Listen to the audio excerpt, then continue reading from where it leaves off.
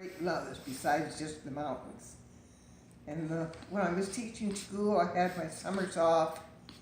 One year I spent an entire summer in Europe earning credits for teacher recertification.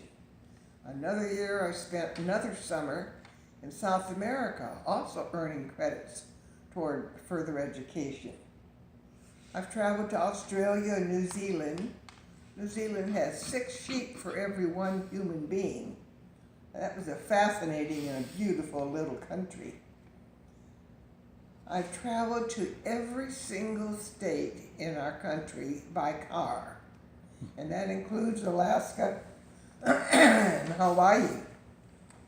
Hawaii was beautiful. Of course, we didn't drive to Hawaii, but we rented a car on several different islands and enjoyed trips around the Hawaiian Islands, and that was fun. Meantime, I had to be earning a living since I was single and nobody was supporting me.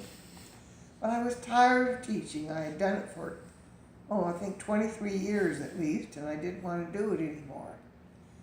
So I began working on a 2-year nursing degree from a community college.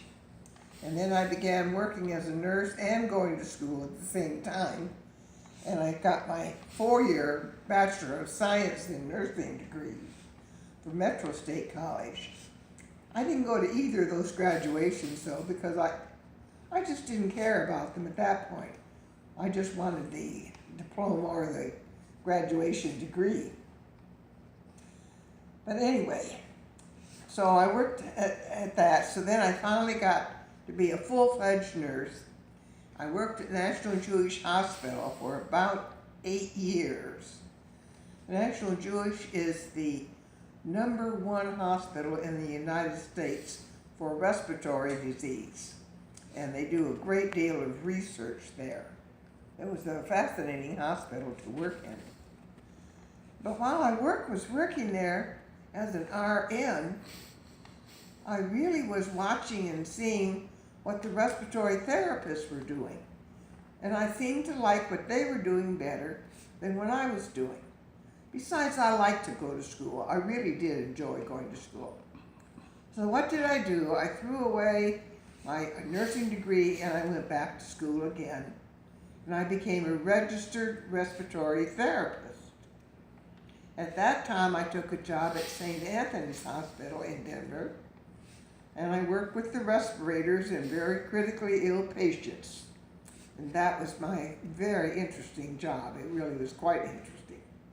I did that until I retired in 1991. In the meantime, I had bought a little house of my own, just a small ranch. I lived in my little house for 26 years. I had flower gardens, I had vegetable gardens, I had all that. But after a while, I don't know, I guess it's called old age, but things started creeping up on me. Things like peripheral neuropathy and severe arthritis crept up on me. Later, even Parkinson's has crept up on me. But it got so I could no longer handle the yard work, and I didn't want to pay somebody else to do it.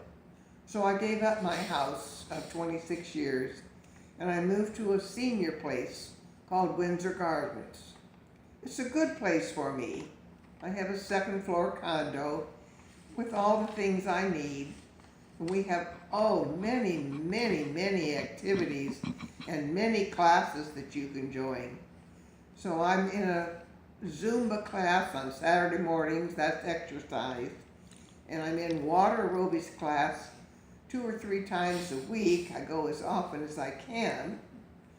And I go to almost all of the lectures, and there's concerts, and there's plays, and there's just dramas, there's just all kinds of things going on.